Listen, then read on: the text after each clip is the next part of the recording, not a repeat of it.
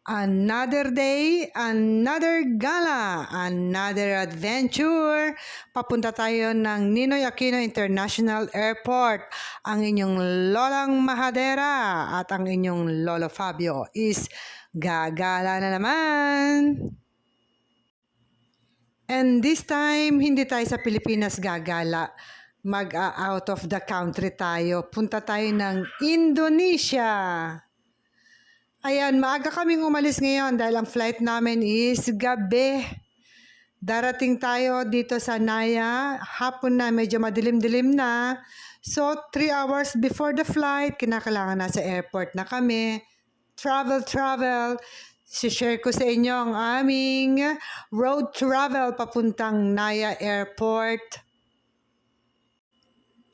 So, yung sinong gustong sumama dyan, halika na! Pwede pa ang isa, meron pa ritong available seat. Charot!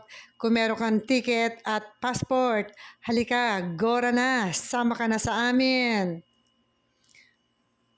Mga 2 weeks tayo mag-i-stay sa Indonesia, so tika bong galaan ito, guys. Siguradong marami naman tayong ma-share na mga videos ng mga moments namin dito sa Indonesia. Don't you worry, guys. Basta kayo stay tuned and keep on watching my vlogs. Makikita nyo ang mga ganap dito sa Indonesia. Kaya kayo stay tuned lang. DIY travel adventure ulit itong gagawin namin ni Fabio sa Indonesia. Wala kaming reservation, wala kaming kaplano-plano. Ang ginawa ko lang is bumili ako ng ticket back and forth. So pagdating namin ng Indonesia is bahala na kung ano ang aming gagawin. Hindi naman siguro masamang magtanong-tanong basta meron ka lang konting pera. Makakapag-hotel na rin kami doon. And then, the next morning, magtatanong syempre.